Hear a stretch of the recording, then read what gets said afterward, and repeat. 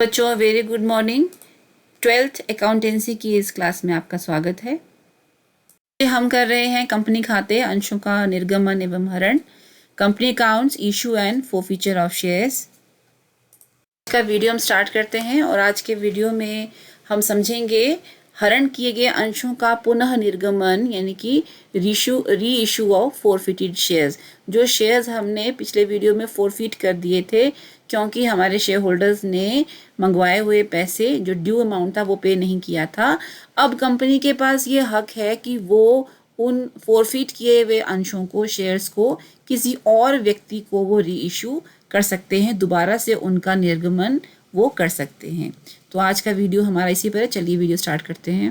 तो बच्चे पहले हम इसका मीनिंग समझ लेते हैं क्या होता है। Shares once forfeited become the property of the company. एक बार जो अंश हरण कर लिए जाते हैं, जब्त कर लिए जाते हैं, तो उनका जो ऑलरेडी रिसीव्ड मनी है वो भी हमारा मुनाफा हो जाता है, हमारा प्रॉफिट हो जाता है उन शेयर्स के ऊपर।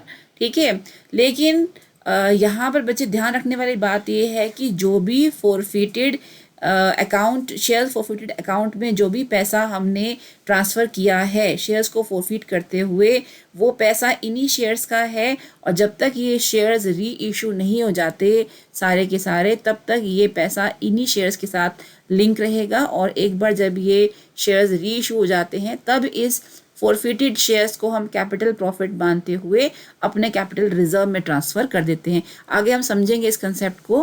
तो यहाँ समझिए कि एक बार जब शेयर्स फॉरफिट हो जाते हैं तो वो कंपनी की प्रॉपर्टी बन जाते हैं और कंपनी उन्हें री इशू कर सकती है, किसी और को वो दोबारा से उनका निर्गमन कर सकती है। एट पार भी कर सकती है, एट प्रीमियम भी कर सकती है, और इवन डिस्काउंट पर भी कर सकती है। ठीक है, और डिस्काउंट पे री इशू करते वक्त ध्यान ये रखना होता है कि जितना पैसा हमें रिसीव हुआ है हम उस पैसे से ज़्यादा डिस्काउंट नहीं दे सकते हैं। क्योंकि डिस्काउंट पे देने का मतलब क्या है कि 10 का शेयर हमने मान लीजिए दिया 8 रुपये का, यानी कि 2 रुपये डिस्काउंट। वो जो 2 रुपये का लॉस है, ठीक है, उस लॉस को हम कहाँ से एडजस्ट करेंगे? हम एडजस्ट करेंगे इन्हीं शेयर्स के फॉरफीचर अकाउंट में से जो हमारा कैपिटल प्रॉफिट हमें हुआ था इन शेयर्स को फॉरफिट करते हुए। ठीक है, तो अब मान लीजिए कि अगर किसी ने सिर्फ एप्लीकेशन के 2 रुपये ही दिए हैं और हम डिस्काउंट दे रहे हैं री इशू पर 3 रुपये, तो हम 3 रुपये का डिस्काउंट नहीं दे सकते। हम सिर्फ जितने हमें रिसीव हुए हैं पहले पैसे उतने उतने तक का ही हम री इशू पे डिस्काउंट हम दे सकते हैं। तो देखिए, जब हम री इशू करते हैं तो हम क्या एंट्रीज करते हैं। तो जब शेयर्स को फॉरफिट किया जाता है और फिर उनको री इशू करते हैं एट पार। देखिए, री इशू वैसे होगा जैसे हम शेयर्स को इशू करते हैं, पैसा हमारे बैंक में आएगा, लेकिन अब पैसा एक साथ आ जाएगा। हम एप्लीकेशन, अलॉटमेंट या कॉल्स के रूप में पैसा नहीं मंगवाते हैं, एक साथ ही सारा पैसा जो है वो ले लिया जाता है। तो मान लीजिए अगर 10 रुपये का आपका एक शेयर है तो 10 रुपये आपके बैंक में आ जाएंगे और आपकी शेयर कैपिटल क्रेडिट कर दी जाएगी, यानी कि शेयर कैपिटल आपकी दोबारा से इंक्रीज हो जाएगी 10 रुपये से। ठीक है, और हम नरेशन के नीचे लिख देंगे बीइंग फॉरफिटेड शेयर्स री इशूड एट पार। ये तो पार पे री इशू हुआ। ठीक है, फिर है कि अगर हमने री इशू किया प्रीमियम पे री इशू किया तो ऑब्वियसली प्रीमियम का अकाउंट आएगा, वो है premium securities premium reserve account. तो पैसा तो बैंक में आएगा। मान लीजिए 10 का शेयर आप 12 में इशू कर रहे हैं तो बैंक में कितने रुपए आएंगे? 12 रुपये आएंगे। ठीक है, और शेयर कैपिटल में 12 में से कितने रुपए जाएंगे? 10 रुपये जाएंगे। और सिक्योरिटीज प्रीमियम रिजर्व अकाउंट में कितने जाएंगे? आपके 2 रुपये जाएंगे। ठीक है, सो नरेशन आप लिख देंगे नीचे फिर दोबारा से बीइंग फॉरफिटेड शेयर्स री इशूड एट प्रीमियम। ठीक है, अब जब वो हम डिस्काउंट पे अगर हम री इशू करते हैं अपने शेयर्स को तो डिस्काउंट का पैसा भी हमारा बैंक में आएगा। मान लीजिए 10 का शेयर था, हम 8 रुपये का री इशू कर रहे हैं उसे। ठीक है, यानी कि 2 रुपये हमारे डिस्काउंट के, तो बैंक में तो 8 रुपये आएंगे और 2 रुपये जो आपके डिस्काउंट के हैं वो आपने कहाँ से एडजस्ट करने हैं? मैंने ये बताया शेयर फॉरफीचर अकाउंट में से। देखिए, शेयर फॉरफीचर अकाउंट में जो पैसा है वो हमारा कैपिटल प्रॉफिट है, बिकॉज वो हमने वो पैसे जब्त कर लिए हैं। ठीक है, तो कैपिटल प्रॉफिट में से ही कैपिटल लॉस को एडजस्ट किया जाता है। तो जब हम डिस्काउंट पे इशू कर रहे हैं तो वो हमारा कैपिटल लॉस है। ठीक है, तो जो हमारा फॉरफीचर अकाउंट है वहीं से हम अपने डिस्काउंट के अमाउंट को एडजस्ट करेंगे। इसीलिए हमने यहाँ पर शेयर डिस्काउंट ना लिखकर हमने लिखा शेयर फॉरफीचर अकाउंट को हमने यहाँ पर डेबिट किया। ठीक है, देन 2 शेयर कैपिटल में पूरा 10 रुपये जाएगा, ठीक है। आप इस चीज़ का ध्यान रखिए कि जब हम फोरफीट करते हैं तो हम फोरफीचर अकाउंट को क्रिएट करते हैं और उसे हम करते हैं क्रेडिट, ठीक है। तो जब पैसा उसमें आया तो क्रेडिट हुआ, तो जब वहाँ से पैसा निकलेगा किसके लिए, डिस्काउंट के अमाउंट को एडजस्ट करने के लिए, तो हम शेयर फोरफीचर अकाउंट को हमने यहाँ पे डेबिट किया, ठीक है।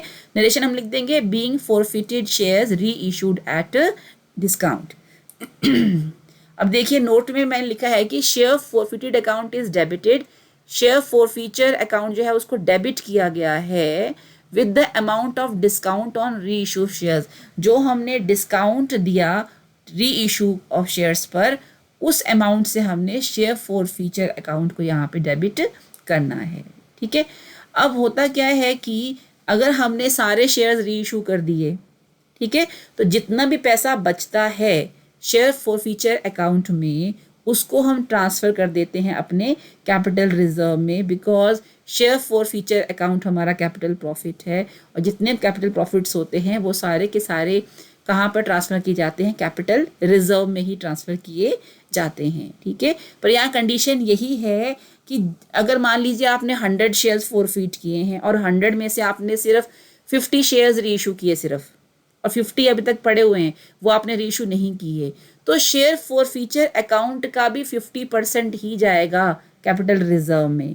अगर आपने 80 शेयर्स री इशू कर दिए हैं तो 80 शेयर्स का जो बचा हुआ अमाउंट है शेयर फोरफीचर में वही आपका कैपिटल, यानी कि जो शेयर आपने इशू नहीं किए, री इशू नहीं किए, उनका फोरफीचर में जो हिस्सा है वो आपका कैपिटल रिजर्व में नहीं जाएगा, ठीक है।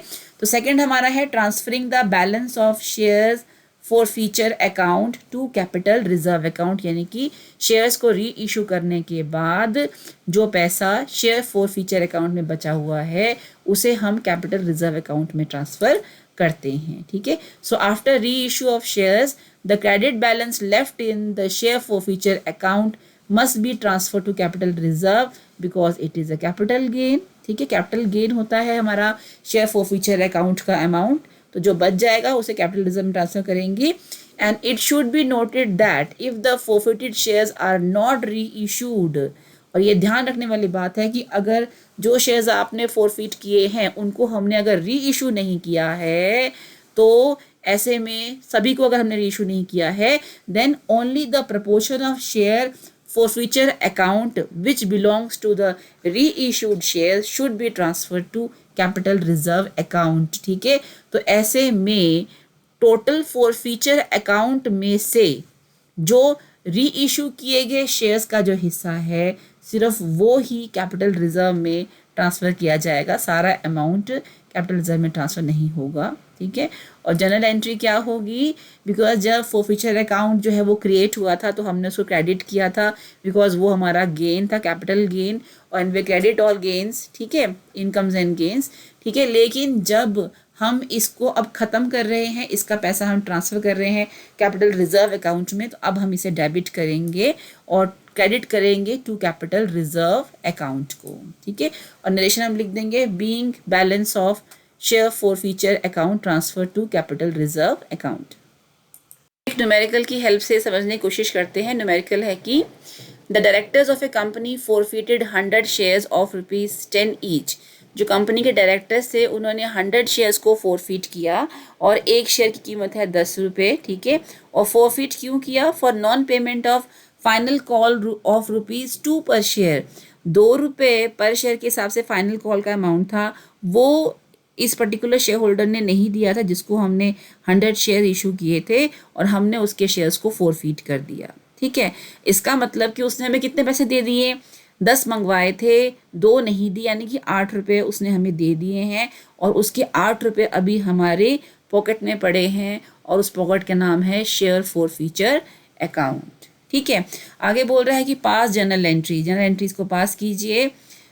If number 1 these shares were reissued as fully paid up for ₹10 per share, यानी कि हमने ये जो 100 शेयर्स हमने फोरफिट हम करने जा रहे हैं इनको हमने 10 रुपये का ही री इशू कर दिया, यानी कि एट पार री इशू कर दिया, वो आपने एंट्री करनी है। फिर बोल रहा है कि नंबर बी, जो बी है, बी जो ऑप्शन है, these shares were reissued eight ₹9 पर शेयर।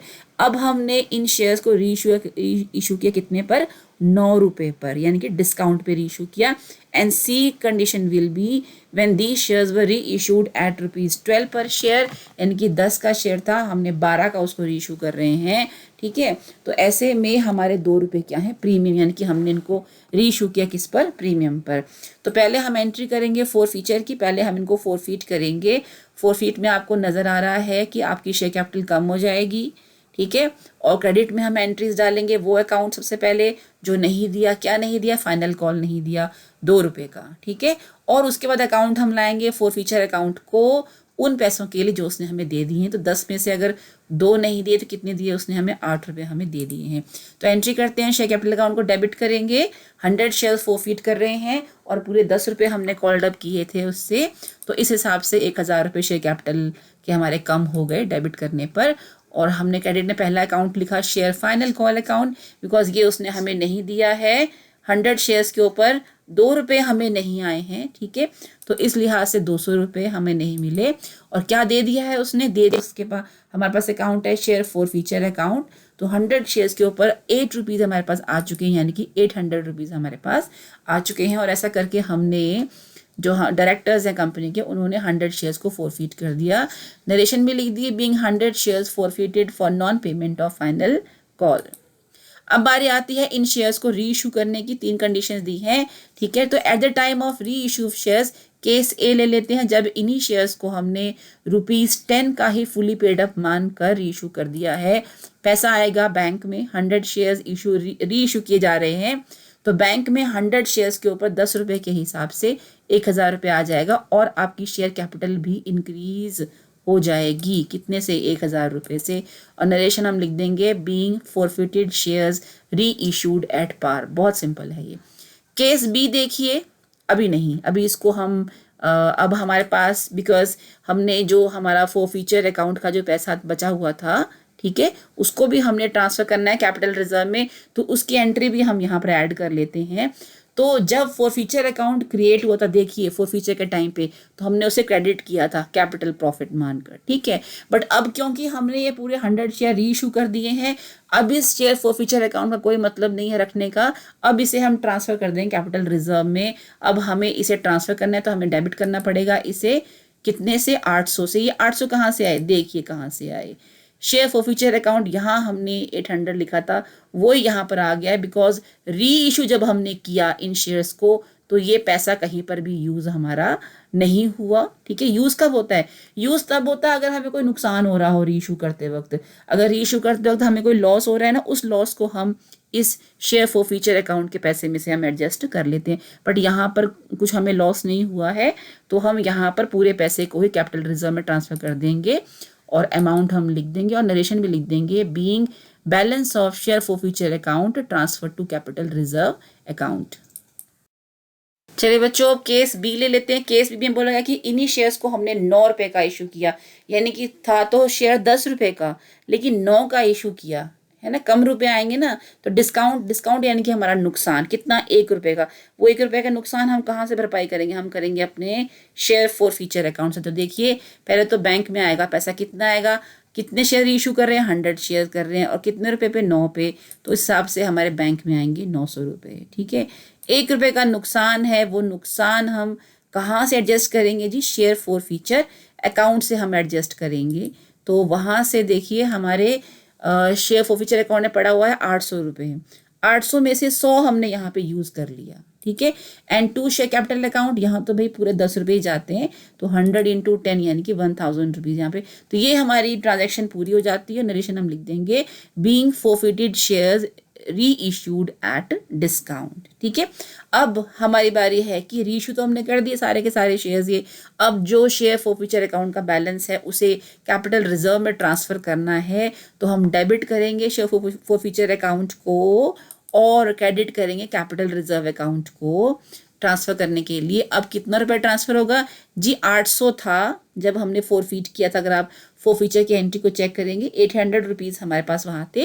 100 हमने यहाँ यूज़ कर लिए बिकॉज हमने डिस्काउंट पे इशू किया, ₹100 का हमें नुकसान हो गया है, तो 100 माइनस करके यानी कि ₹700 बचे हमारे पास, वो हमने ट्रांसफ़र कर दिया अपने कैपिटल रिजर्व अकाउंट में। और नरेशन हमने लिख दी being balance of share forfeiture account transfer to capital reserve account. ठीक है बच्चे। अब आते हैं हम केस सी के ऊपर। केस सी बोल रहा है कि इन्हीं शेयर्स को हमने 12 रुपये का रीइशू किया, 12 यानी कि 2 रुपये प्रीमियम पर। तो बैंक में कितने रुपए आएंगे जी, 12 के हिसाब से आएंगे ना। तो 100 शेयर्स के ऊपर 12 रुपीज़ के हिसाब से 1200 रुपये बैंक में आ गए। ठीक है, ये कैसे कैसे आए जी, शेयर कैपिटल के 10 रुपये थे इसमें। ठीक है, तो 100 इंटू 10 1000, और क्योंकि प्रीमियम पे है तो सिक्योरिटीज प्रीमियम रिजर्व अकाउंट तो आएगा ही। तो 2 रुपये प्रीमियम के थे इसमें, तो 2 सिक्योरिटीज प्रीमियम रिजर्व अकाउंट में हमारे चले जाएंगे 200 रुपये। ठीक है, और नरेशन हम लिख देंगे बीइंग फोरफिटेड शेयर्स री इशूड एट प्रीमियम। ठीक है बच्चे, तो यहाँ पर हमने अपने 100 शेयर्स को फोरफिट भी कर दिया। क्यों फोरफिट किया, क्योंकि 2 रुपये फाइनल कॉल के इस व्यक्ति ने हमें नहीं दिए थे। और हमने 3 कंडीशंस भी देख ली कि शेयर्स को फोरफिट करने के बाद हमने पूरे 100 शेयर्स को एट पार पे रीइशू किया तब क्या एंट्री होगी, एट डिस्काउंट पे रीइशू किया तब क्या एंट्री होगी, और एट हमने प्रीमियम पे रीइशू किया तब क्या एंट्री होगी, और किस कैसे कैसे अमाउंट जो शेयर फोरफिचर अकाउंट में बच जाता है, बैलेंस जो रह जाता है, उसको कैपिटल रिजर्व में ट्रांसफर हमने कैसे किया, ये भी हमने समझा। चलिए बच्चे, एक और न्यूमेरिकल हम स्टार्ट करते हैं। So a share of ₹100 on which 80 has been called up, यानी कि एक शेयर है जिसकी कीमत 100 रुपये है, लेकिन जिसपे हमने सिर्फ 80 रुपये ही मंगवाए हैं।